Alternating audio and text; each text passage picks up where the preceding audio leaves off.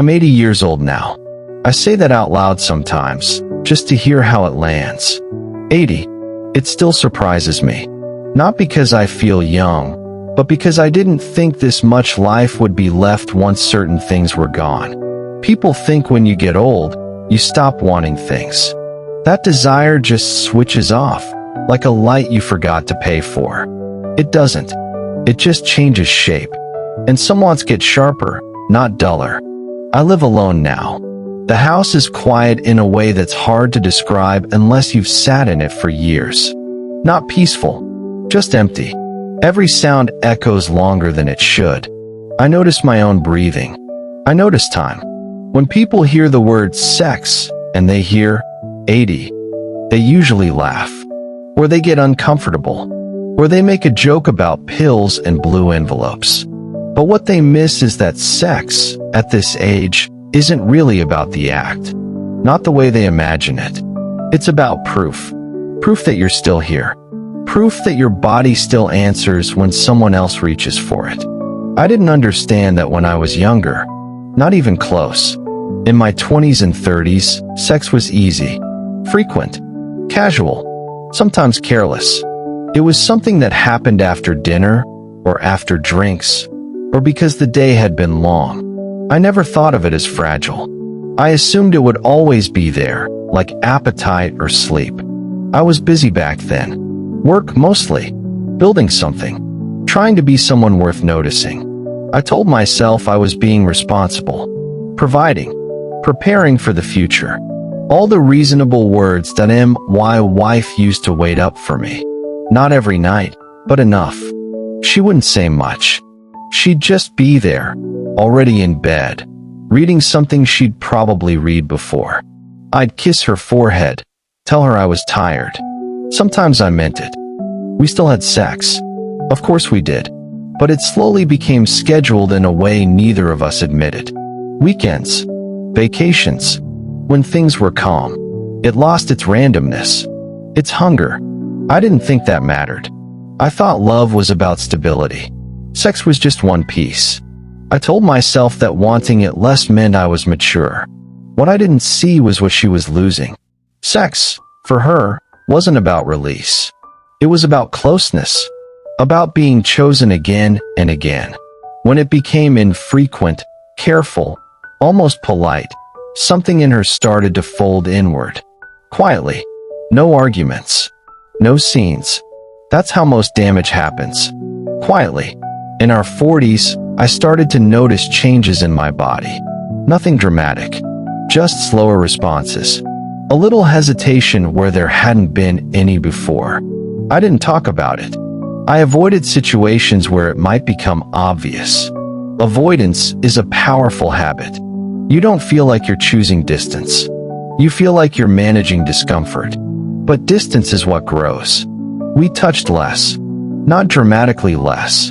Just fewer passing hands. Fewer moments that lingered. She stopped initiating first. I noticed, but I didn't correct it. I told myself she was tired too. Or that long marriages settle into calmer rhythms. In my 50s, intimacy started to feel like a performance I might fail.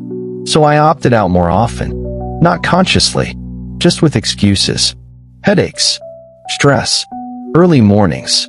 She never pushed. That might have been the worst part. If she had, maybe I would have faced it. But she respected my space. And I mistook that for understanding. The real reason sex matters after 60 isn't physical pleasure. Not primarily. It's because, by then, so much else has already been taken from you. Friends die. Work ends. Roles shrink. The world stops asking what you think. Touch becomes rare. When you're older, being touched with desire is different from being helped, or examined, or assisted. Desire says, I see you as a man. Not a patient. Not a grandfather. Not a problem to solve. I didn't know how much that mattered until it was gone. My wife got sick in her late 60s. Not suddenly. Slowly. A long illness that rearranges everything in a house. Pills. Appointments. Careful movements. Worry that hums in the background all day. Sex disappeared entirely then. And that was understandable. Necessary, even. But intimacy didn't have to disappear with it. I just didn't know how to keep it alive without the structure I was used to. I was afraid of my own body by then. Afraid of what it could no longer do. Afraid of reminding myself of loss. So I focused on caretaking. On tasks. On doing everything right. We became efficient. Loving but efficient. She died on a Tuesday morning. The room was quiet. I held her hand, but it felt like holding something already gone. After that, the house felt even larger than it does now. Like the walls had moved back. After she was gone, something unexpected happened. I missed sex more than I missed conversation. Not because conversation wasn't important, but because conversation exists in other places. With friends. With strangers. With television. Sex was where I felt most real. Most embodied. Most mutual. There's a kind of loneliness that only comes from not being desired anymore. It's different from being alone. It's like becoming transparent. In my 70s, I tried dating. That word sounds strange at my age, but that's what it was. Coffee. Walks. Careful disclosures about health and family. Everyone carrying a history. Everyone pretending not to be afraid. When sex came up, it was awkward, hesitant, bodies with scars and limitations. But when it happened, when it worked in whatever way it could, it felt enormous, not exciting in a youthful way. Grounding, steadying. I remember lying next to a woman once, both of us quiet, just breathing. My hand on her back, her skin warm. And I thought, this is it. This is why it matters. Because when someone wants you at this age, it feels like an endorsement of your entire life. Like someone saying, despite everything that's been lost, there's still something here worth touching.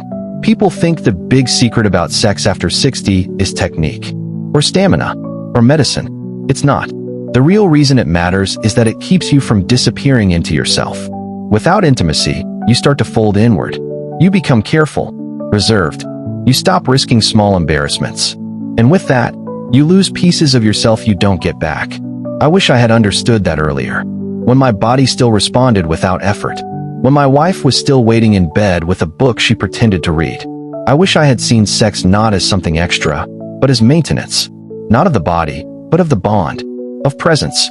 You don't get many chances to relearn that lesson. By the time you realize it, you're usually counting what's left instead of what's possible. Now, at 80, desire still shows up. Quieter. Slower. But it's there. And when it does, I pay attention. Not because I expect anything to happen, but because it reminds me I'm still connected to the world of the living. There are things I can't fix. Conversations I can't have again. Touches I declined too many times. That's the hard truth of age. Regret doesn't announce itself early. It waits until there's nothing you can do with it. If someone younger is listening to this, I don't have advice. Just a picture. Imagine a day when being wanted feels rare, precious, almost unbelievable. And then imagine how you treat it when it finally arrives.